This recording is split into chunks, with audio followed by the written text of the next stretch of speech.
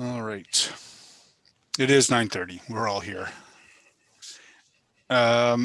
So good morning, everyone. To those who are watching on YouTube, good morning. This is a meeting of the Information Technology Subcommittee. We've got a short agenda today, so I will run through it quickly. Essentially, we're going to be taking a look at the budget with the staff presentation, and then there is an information previously distributed that Councillor Suds has asked be lifted. So the first item on the agenda, declarations of interest. Any to declare? Seeing none, confirmation of minutes, ITSC minutes, 21st of September 2020. Are those received? Received. Amazing. So we're going to go through the budget. There is an information previously distributed, update on connectivity, interim response to directions. Councillor Suds, I take you'd like to move to have that lifted for discussion this morning? Yes, please. Chris, could you put that motion on the screen? We will do that momentarily, Chair.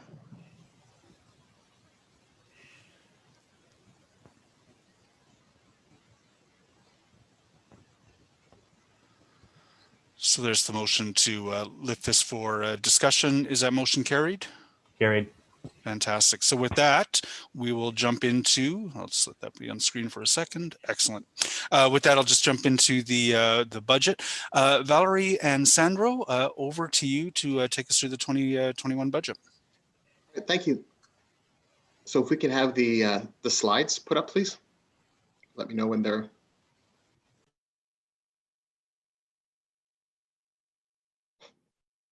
Thank you.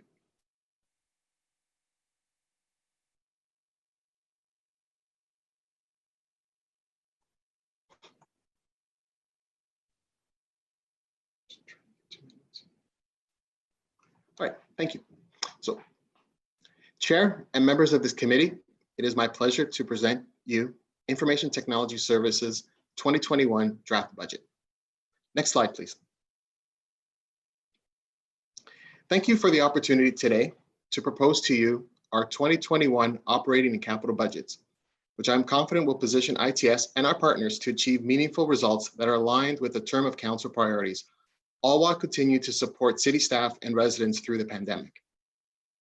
As you know, ITS is a key partner to all service areas across the City of Ottawa, enabling technology solutions that support optimized, efficient, and innovative service delivery.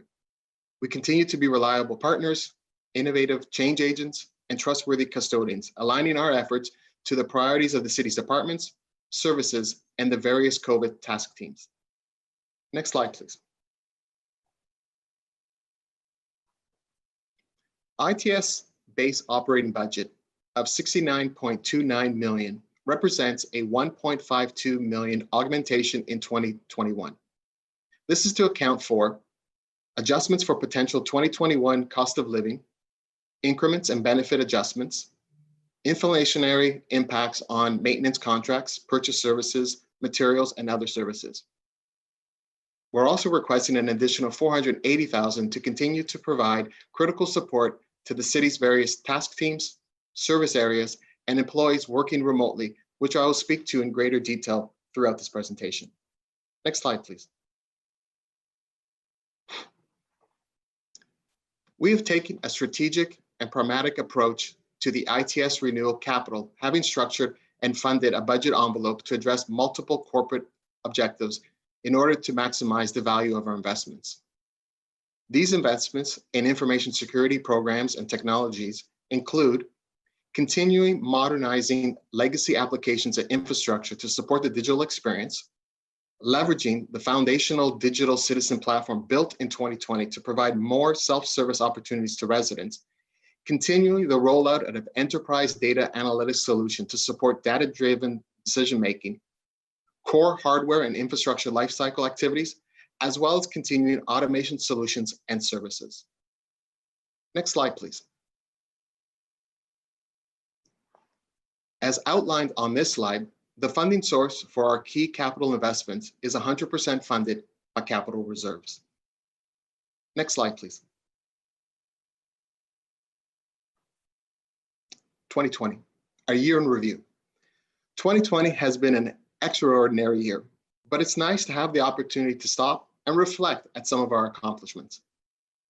Competing pressures for ITS has only been compounded by the need to support critical COVID-19 response and recovery efforts. However, despite this, we continue to lead initiatives and projects to advance the city's strategic priority to deliver service excellence through innovation by enhancing our information technology and digital capabilities and promoting and supporting innovation across all lines of business. Through our platform rationalization policy and our enhancements to our process, as well as our investment in our people, ITS has made significant progress on many exciting in-flight projects and initiatives that this year, as shown on the slide. I'd like to highlight a few of these projects for you. Geo Ottawa. ITS launched new public-facing and internal versions of Geo Ottawa, which now works on any device and provide web accessible features to significantly improve the overall user experience. Geo Ottawa's maps and tools provide critical functionality for city business lines that use Geo Ottawa as part of their daily operations and service delivery. Residents, businesses, and visitors to Ottawa can use the public-facing application to learn about the city. SAP Ariba. In October, we partnered with our colleagues in supply and finance to roll out Ariba, a procure-to-pay solution that delivers a new requisitioning, purchase order, and invoicing solution. Ariba allows for the automation, the streamlining, and the standardization of processes from requisitioning to invoice handling for the entire organization, and will improve process timelines, increase spend visibility, and contract compliance, as well as improve both the user and vendor experience. Social Eligibility Reporting Vendor Information System service. ITS continues to make significant progress towards delivering a new Microsoft Dynamics 365 service application replacement in collaboration with stakeholder departments. The program will be used to deliver various city-funded programs like the residential care, home support, essential health and social support, and dental care for clients who are not in receipt of social assistance. It will also support the issuance of benefits for clients in receipt of provincial social assistance programs, including Ontario Works and the Ontario Disability Support Program. I would also like to highlight another key factor for our success in 2020, and this was our people. ITS continues to remain committed to developing and supporting our most important asset. We want to ensure staff have the tools, the training, and the skills required to deliver excellent service. And an example of this was in June of this year, ITS hosted, and we also created a virtual conference offering over 30 learning opportunities to increase technology literacy across the organization by sharing the outstanding innovation that we have achieved together and preview what's to come for the future here at the City of Ottawa. This conference was an opportunity to connect as a community through our main collaborative tools, SharePoint, Teams, and Power Apps, as well as demonstrate how we can continue to leverage these channels to empower our workforce, optimize operations, transform our products and services, and engage clients and residents. Other users of these tool sets, such as Microsoft, came to us to ask us, how did we do it?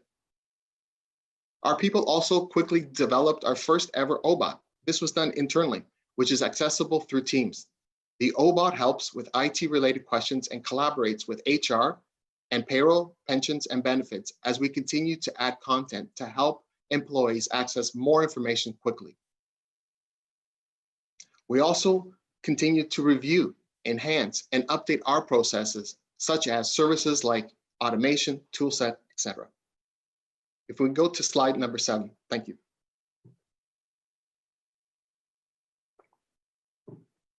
But we can't talk about 2020 without mentioning our work to support the city during the pandemic.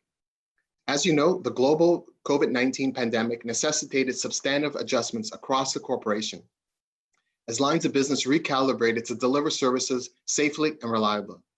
This slide highlights some of the work we accomplished to support the city during the pandemic. As you know, ITS was able to quickly and successfully move the city administrative workforce to a remote working environment, with many employees new to a home office setting and in the early stages of adopting to some of the newer tools. ITS has, and we will continue to play an instrumental role in providing critical support to the multiple task teams, to our employees working from home, and our city operations. Both telephone and walk-in services at 26,000 and at our city tech centers at Constellation and City Hall are continuing to provide the high level of service that our clients depend on, even more today. I'd like to note that physical distancing measures and other modifications have been made at both city tech locations, as well as careful adherence to health and safety protocols for site support visits. The number one goal is to keep ITS colleagues and clients safe while delivering services in this COVID-19 environment. I'd like to share with you a few of the 2020 ITS by the numbers from a frontline perspective year to date. We've had about 98,000 service desk requests, some 7,800 walk-ins, over 3,000 site support requests, and about 2,800 telecom requests. Overall, our support request held steady in 2020. However, there was a significant change in the type of support that was required. Solution desk calls increased in 2020, but by adding several new technical features this year, including OPH chat support, client appointments, and convenient courtesy callback features, this allowed us to keep great IT service for our clients. As one would expect, our site visits and physical appointments handled at our two city tech centers were lower in 2020. Although these sites visits and city tech requests were less in number, we had much more non-standard, more complicated requests due to the just measures related to COVID-19. But by using automation and innovation to create capacity, such as the chat support and client appointments, this frontline team was then able to handle the additional COVID support requests that came from various departments. Some of this was to provide support for the additional OPH COVID support calls that didn't exist in 2019. We configured, delivered, we supported 900 plus laptops for Community Social Services Department to support essential services during the pandemic. We deployed VPN to 4,903 city desktops. Zoom was certified, deployed as a city support video conferencing solution. And our Constellation City Tech had 100% uptime during the pandemic with significant safety measures. And the one other indicator that showed we kept support at levels that our clients expect was that client satisfaction raised from 89.95% satisfied or very satisfied in 2019 to 91.59% satisfied or very satisfied in 2020. In addition, the implementation of Microsoft Office 365 that ITS completed for network employees in 2019 demonstrated a significant return on investments as the corporation adapted to new ways of delivering and supporting services, further validating the innovative decision to migrate to the cloud. Employees were immediately and seamlessly able to secure, leverage the cloud-based suite, facilitate sharing of important internal communication from Ottawa Public Health, our city manager, human resources, and departmental leaders. And this year, ITS also completed the implementation of provision of network access, email accounts, and online Office 365 to almost 5,000 previously non-networked employees.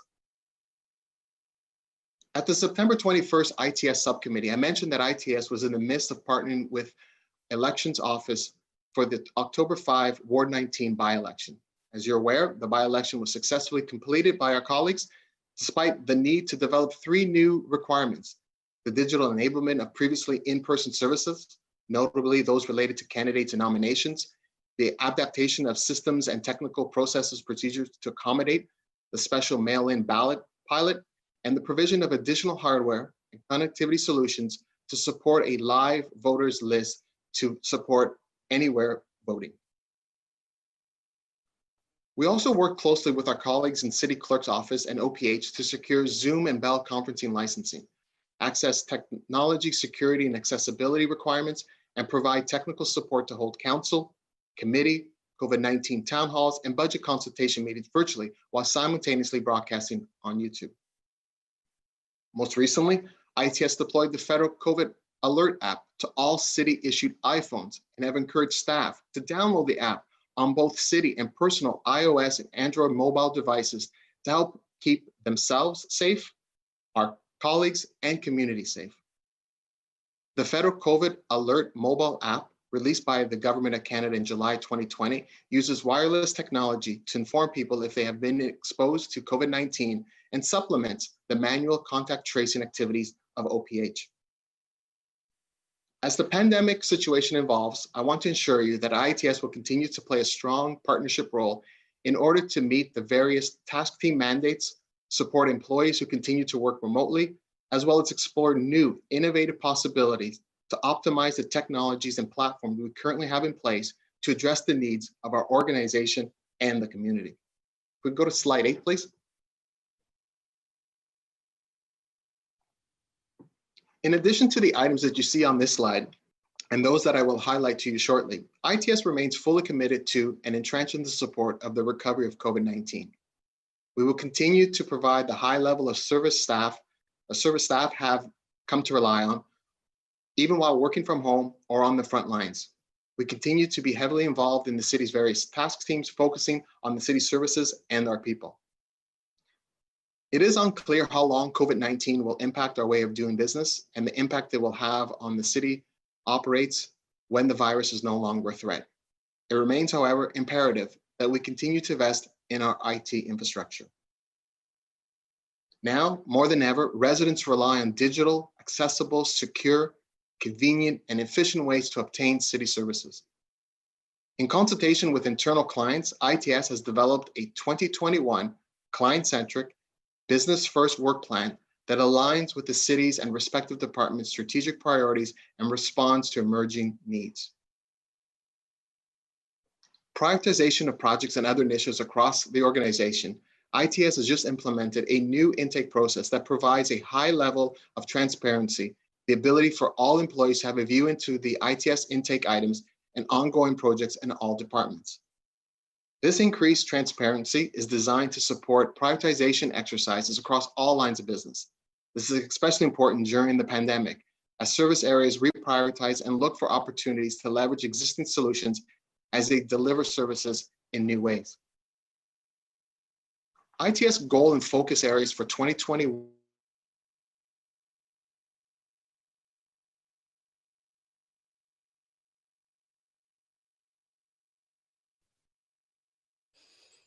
Well, that's awkward. I thought it was me, but no, I guess. We'll give Sandro just a minute or two. Is there another staff person who's prepared to carry on the presentation?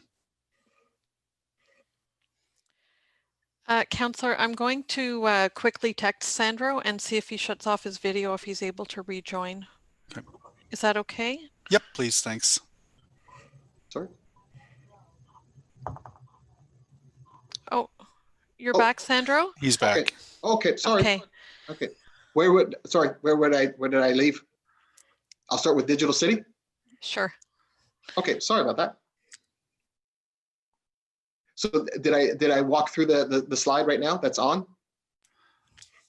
We Yeah, hadn't. you only froze about 30 seconds ago, Sandro. Okay, sorry. All right, so Digital City, I'll just reiterate that, and I apologize for that. So as the city continues to move to digital, we are moving with it. In 2021, ITS will combine technology and expertise to further progress our organization in the digital realm. For example, our colleagues in human resources provide essential support to the various service areas across the city. With the implementation of SAP SuccessFactors, this will modernize our human resources by improving workforce insight and thus enhancing strategic decision-making and business performance. We will also be working with our colleagues in recreation, cultural, and facility services to enhance the city's registration, booking, and payment experience for city programs and services by replacing the class system. As you know, residents rely on the system heavily to enroll in various programs offered across the city to all ages. The new ActiveNet system is a modern solution that continues to adapt to changes in the industry. It delivers a common, easy-to-use tool that can scale up during peak registration periods and provide opportunities to integrate with several of our enterprise solutions. Furthermore, we recognize our residents are looking to connect with the city digitally, and we are fully engaged on several key initiatives, such as the public engagement strategy and Open Data Ottawa, to to support the innovative potential of the Ottawa community. Modern IT. As the nation's capital, we strive to be municipal leaders in IT modernization and across all sectors. We are rich with forward, innovative thinkers, and I'm really excited about the projects included in this theme.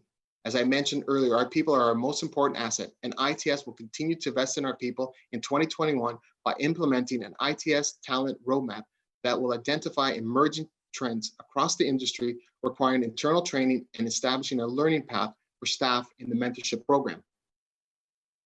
ITS will also support the modernization of our intranet service by moving content from the Oracle system to leverage SharePoint and reconfiguring the NetWeaver SAP portal for pieces that will be left in the current intranet portal.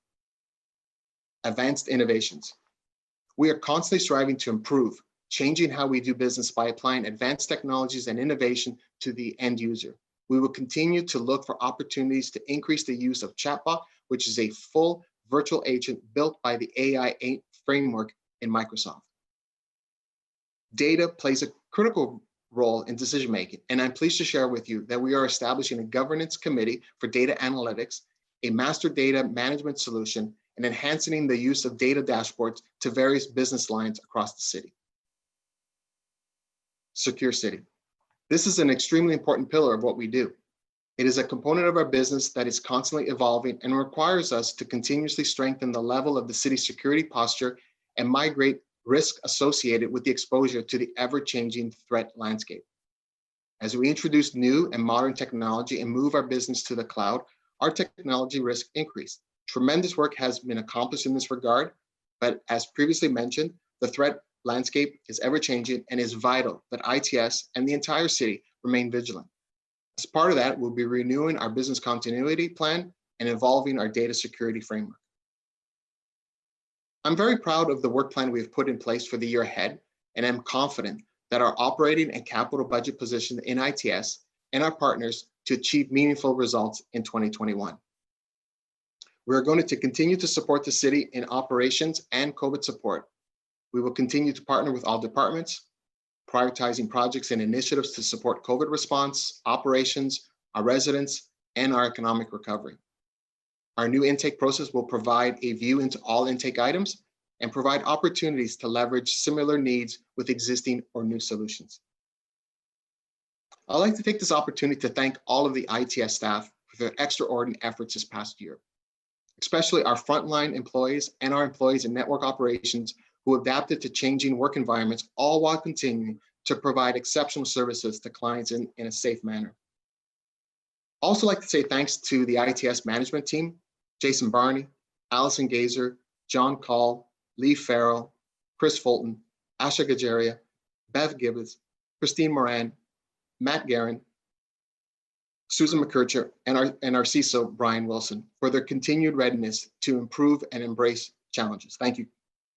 To Valerie for her support and leadership throughout this year, and of course to this subcommittee for your continued trust in ITS to enable technology solutions that support optimized, efficient, and innovative service delivery.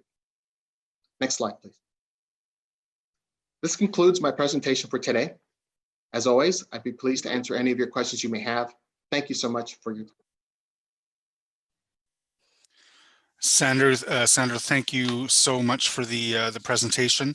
I don't have a lot of questions. Chris, we still have no speakers signed up to present? That is correct, Chair.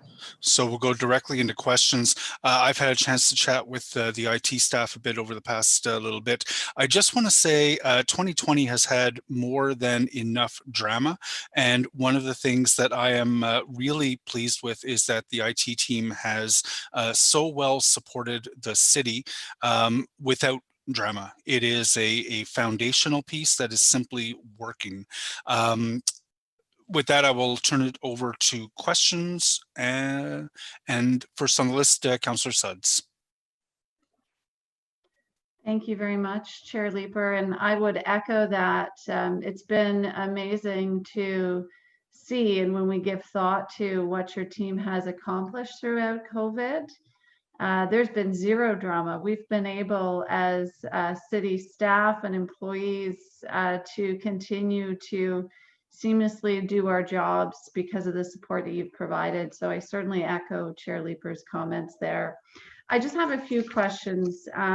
So Sandra, you just mentioned the replacement of the class system. This is definitely something I know many of my colleagues as well have spoken about in the past as a much needed improvement.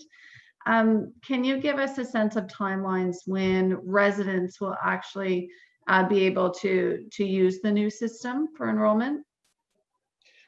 Thank you, Councillor. That's a great question. We're actually right now in the process of putting some of those dates together. So we're working with our colleagues. So I think it's we're just really finalizing right now as we start to solidify the 2021 plan. But I'd be more than happy once we have a better agreement with the various different players. That we're all in agreement with the specific dates. But I think 2021 will be a date that will have a go live that people are really very eager. We did a lot of really great work in 2020 with regards to getting the contract signed. Tremendous amount of work was taken. It was a very complex negotiations that we had in place, but we are finalizing that plan right now. And if you like, once I know with the more specific dates for 2021, I can share it with this committee. Fantastic. That'd be great, Sandro. And I'm sure our residents will appreciate when that goes live as well. So thanks. I know it's been a big undertaking to replace that. So thank you. Question around COVID. And, you know, you did touch on in your presentation the extent of your team's input and efforts to keep the city running. Now, I guess my question is, going forward into 2021 and understanding, of course, COVID is still ongoing through this next year. I'm wanting to make sure that those budget impacts are reflected and that you have the resources that you need to continue to sustain these efforts. Thank you, Councillor. It's another great question. We've been working with our finance colleagues where we've been identifying, you know, the costs that we felt that were attributed to COVID support in 2020. And so we took a look at the cost that we spent with regards to infrastructure, devices, overtime, licensing, and other kind of purchases. And so working with finance, we were able to come up, I think, with a good number for 2021, because there is a lot of uncertainty, as you mentioned. Sure. But looking that we probably have months of support until we get back to some kind of new normal. We really wanted to leverage what did we do in 2020, thinking it'd probably be a copy of that into 2021. And so we feel comfortable with the amount that we requested, as well as we've been developing really good working relationship with a lot of our partners. So, you know, COVID doesn't just affect ITS, it affects all the cities. So within some of the various programs. So 2020, you know, we had a really good working relationship with a lot of our clients. They understood, you know, the pressures that we were coming in with regards to new COVID that didn't exist in 2020 when we started to put our plan together in 2019. So they've been really good to kind of help reprioritize the work.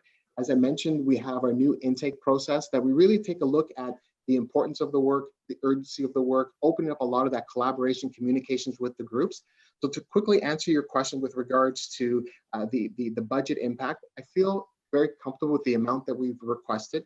I think we used a lot of the information that we could draw on to 2020 and kind of replicate that we believe that would be essentially the same kind of services that will be requested.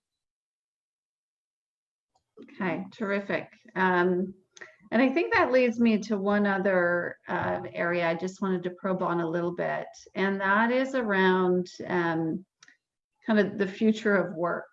So we know, you know, most of our employees are working remote.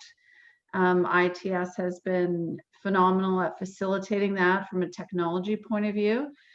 But I'm wondering, what is the thoughts? What is the viewpoint moving forward into 2021 around the future of remote work? And tying that back to the budget, are there budget implications as a result? Right. So thank you, Councillor, for the question.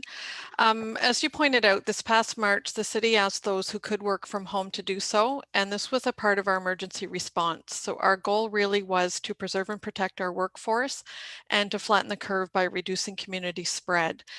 In the past 8 months, we've been evaluating this forced change and continuing to provide supports to staff who are working remotely while also ensuring the health and safety of those who are required to be in the workplace. So as you've undoubtedly noticed, many employers have been signaling that they intend to build out a more structured remote work program. And this includes a large employer in Ottawa, the federal government, Shopify, the Conference Board of Canada, and recently the City of Toronto released a business case around remote work.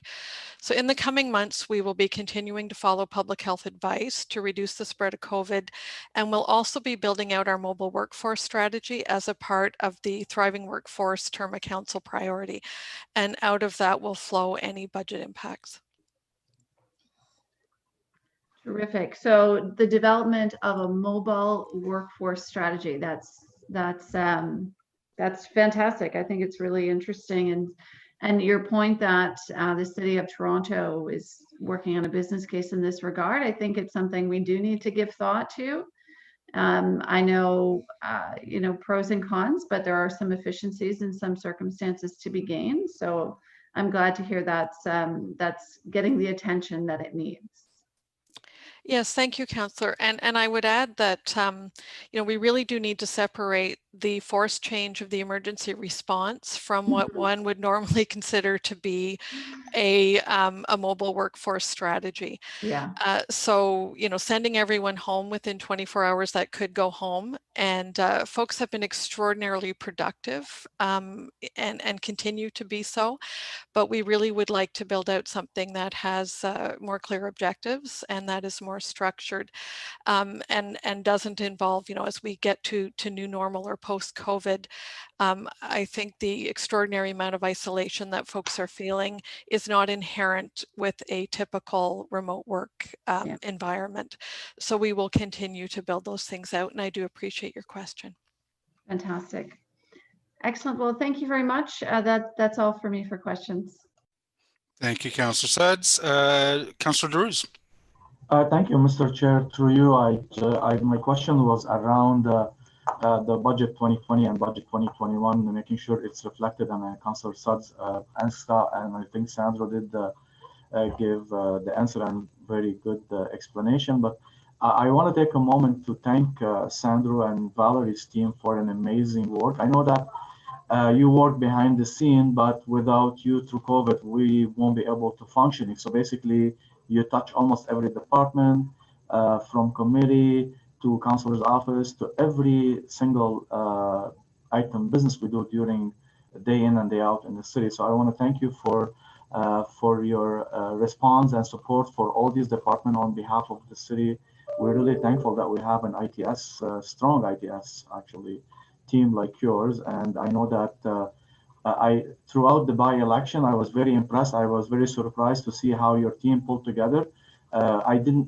We watched the election and there was no glitch, no nothing. So not like in every aspect and every business you've done through COVID, you demonstrate that we have a leadership and great team. So I just want to basically thank you and your team for that. And I'm happy to see that you're satisfied with the budget. And I'm hoping that if there is anything else we miss or something, maybe we'll get back to it. But we appreciate all the work and effort your team's been doing. Please relay that to your team. Thank you.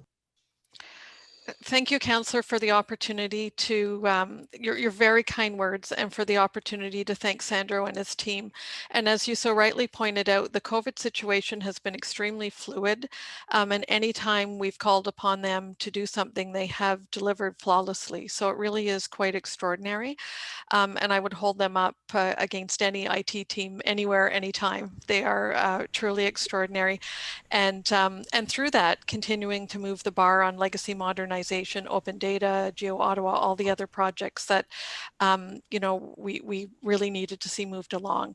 So thank you for your very kind words.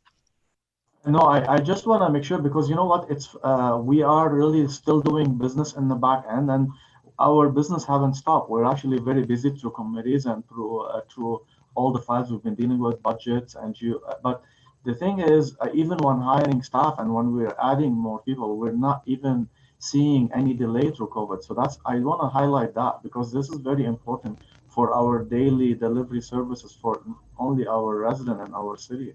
So it's important to be highlighted. So thank you very much. Thank you, Councillor. And now we have an all staff coming in December, so I'll express the gratitude from the IT subcommittee. So thank you very much. They are an amazing team. Really, like Valerie said, we're really lucky to have them. They're so dedicated. Like in March and April, some of them worked like 28, 30 straight days without taking a day off. They were amazing, and they do realize that they're still going to be an important component moving into 2021, and they take a lot of pride in the work. And thank you very much for those really kind words. Yeah, it's important to see that it didn't go unrecognized. So make sure you highlighted that. And thank you for that, Sandro. And Mr. Chair, that's all what I have. I appreciate it. Thanks. Thanks, Councillor. Councillor Tierney. Great. Thank you very much, Mr. Chair. And echoing all the same points of all my fellow colleagues, we're really impressed where IT is. I think that's one big silver lining. I hate to keep asking this one all the time, but it's something that's just a bugaboo for me. Where are we on the SIRE front?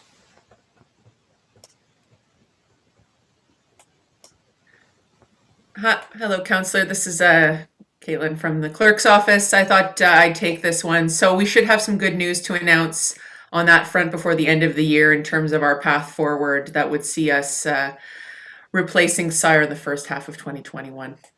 Hallelujah. All right, good. Media is cheering right now hearing that. And the other question, I don't know who would answer this.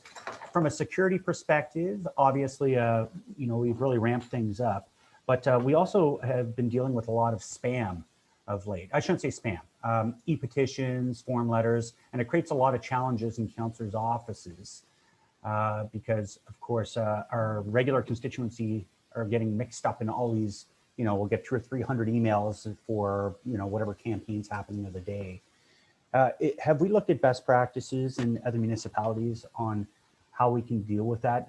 I do like to point out the focus versus other in the inbox is very helpful, but sometimes I have to apologize to some of my constituents because their email gets lost in what could be 200 emails in one day.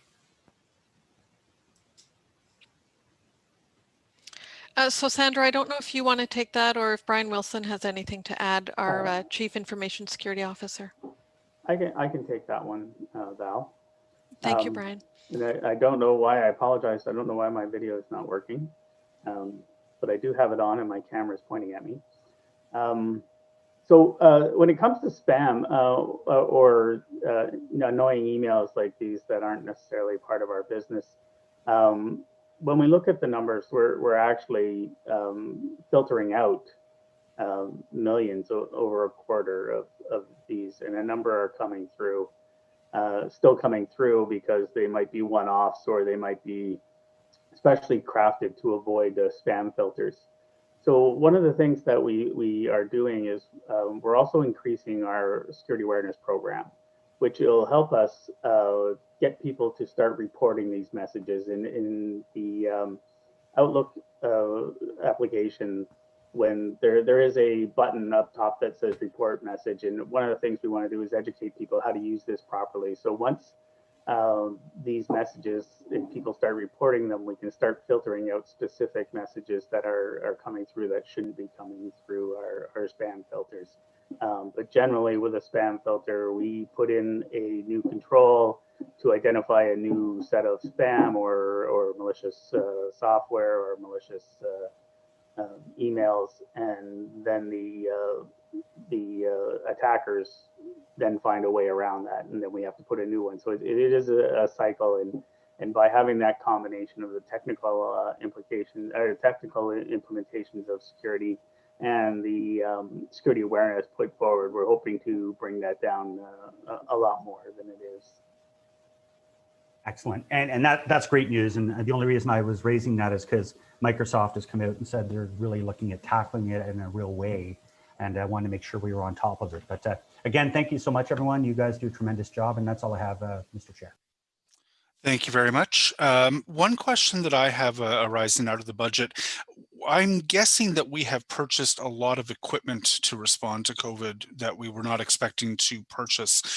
In terms of budget impact, does that mean that we have a lot of stranded equipment, stuff that is going to be a one-off, or are we a little accelerated in terms of our capital buys moving forward as a result?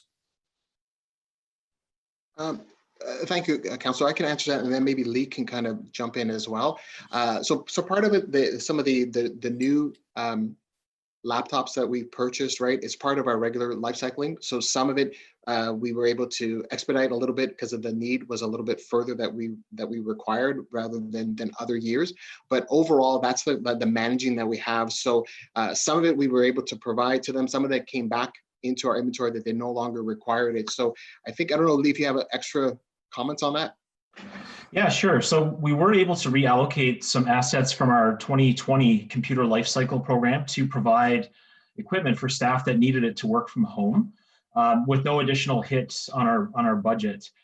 So it does put us in a little bit of a deficit position in terms of being able to replace that hardware, but we should be able to make up the difference next year and the year after. And we haven't seen a noticeable increase in calls or incidents arising from machines not being replaced this year that were due.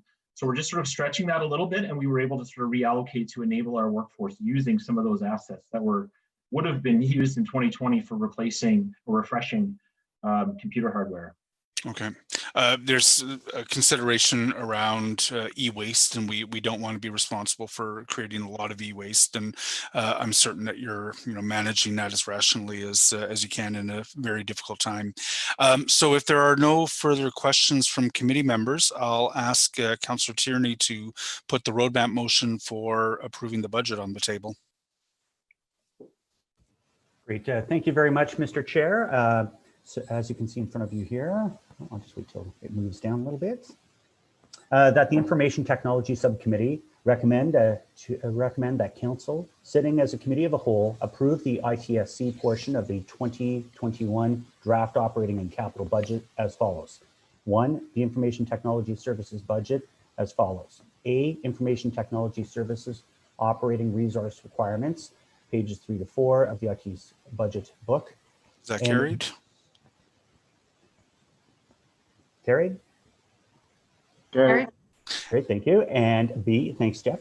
ITS capital budget, pages 5 of the ITS budget book, individual projects listed on page 11. Is that carried? Carried. Carried. All right, again, with my my big thanks to staff and Sandro and his team for everything that they've done. That takes care of the budget. So we'll continue through the agenda.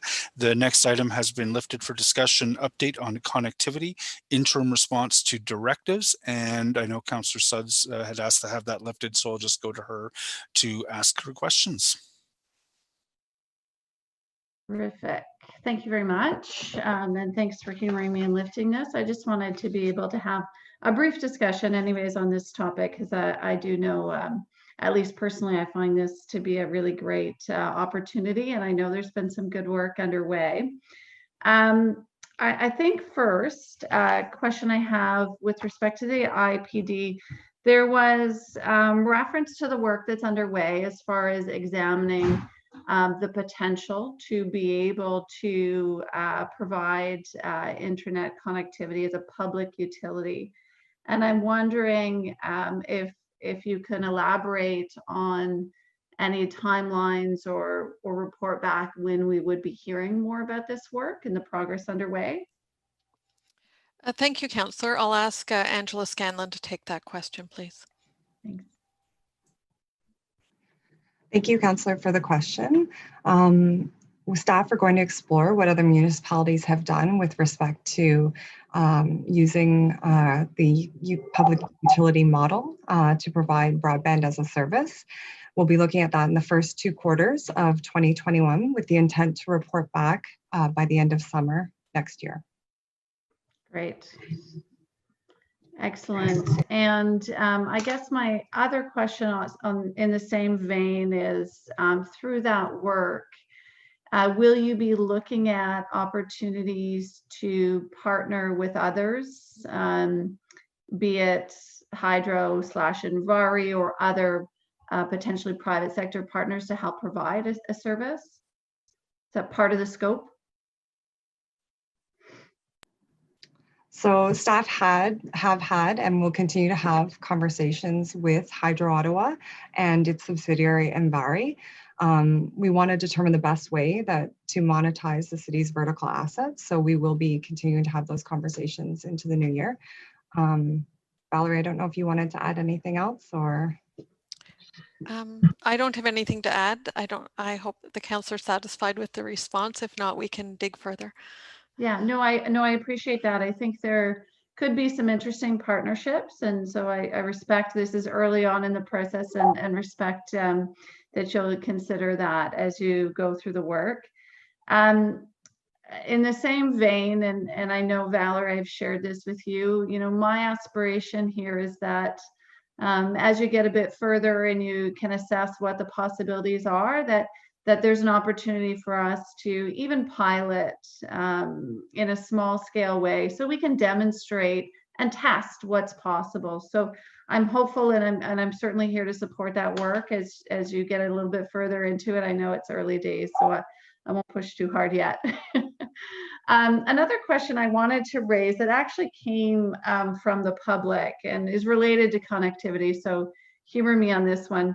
But there was a resident that was asking questions around, do councillors' ward offices have adequate internet connection for us to be able to do our job remotely?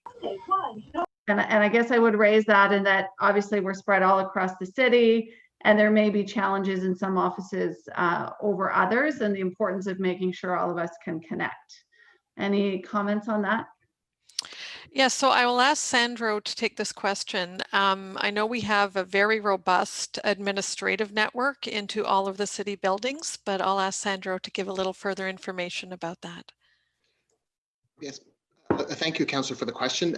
We have additional resources available for councillors experiencing connectivity issues at their wards, right? So if a councillor wishes to receive connectivity support, they can reach the council support services, and IT will coordinate with them. I know a couple of months ago, we did a reach out campaign and we advertised these additional connectivity support options to councillors.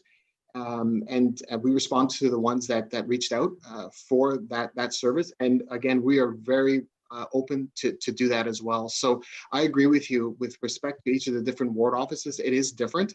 There isn't a one kind of size for all fits, but we are very open. We understand how important it is for connectivity, especially during this time, for residents to have an opportunity to connect with their councillor. So I would open up that lease team in frontline services if we coordinate with the council support very much to kind of reach out to each of the respective areas, because I don't think there would be a one solution for all, but we're very open to kind of reach out and kind of streamline. And we've been doing some of that throughout 2020, where a particular councillor may have had an issue with connectivity, and we tried to have that, but we're very much willing to kind of maybe have a second campaign, a little bit more structured, reach out to all of the councillors. And if there is a request, we can kind of go revisit and see if it is adequate, the service that they're receiving right now. Fantastic. I appreciate that, Sandro. And again, that actually came from a resident, not myself, but Okay. I thought it was important that we raise it. I know myself have been well supported, and I can see George nodding there, and being more rural, I can appreciate he might have some challenges. So I appreciate that.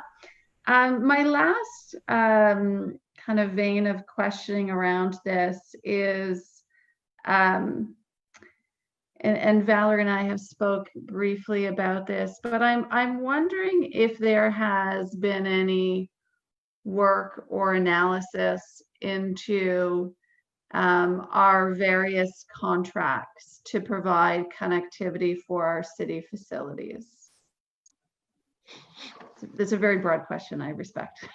Yeah, and what I could do with regards to that is maybe we can kind of follow up with you on some specifics on that, because you're right, it is kind of difficult question to kind of answer very quickly, and I think we need a little bit more detail. So I know we can have someone from our network operations group, potentially someone from our front line, we can have a quick meeting to kind of get a little bit more detail, and we'll be very happy to kind of look at that to see if there's anything that we can kind of look at that from a contract perspective. Yeah, and thank you, Sandro, and absolutely, it's not an easy question or discussion to have today. And I just think it's an important one for us, and I'm sure it's part of the checks and balances that your team does to ensure we're reevaluating those contracts and looking at what services are available above and beyond what we currently have. But that's certainly something we can take offline. I just wanted to raise it as an opportunity today. And I think that's all I have. Thank you for the good work on this. Thank you very much, Councillor Suds. Councillor Derues. Thank you, Mr. Chair. Thank you, Councillor Suds, because you lifted this and we discussed it. I didn't want to bring it. It was because it was in the budget, but I'm glad you did, because I do have a similar concern like Councillor Suds, and I'm happy to hear some of the initiative that we will be doing to Sandro highlighted. But it is important for us in rural Ottawa to have some of those services and connectivity. But I also want to recognize what Sandro's mentioned, and I think I agree with you 100%, because you know what, maybe we have to look at it in depth with every councillor to see how we can service their constituency, and not because of any differences, because every area has a different services and different requirement, and I think this is a very important element, and I'm very happy to see that this is what happened, because you know what, I know we live in one city, but every ward and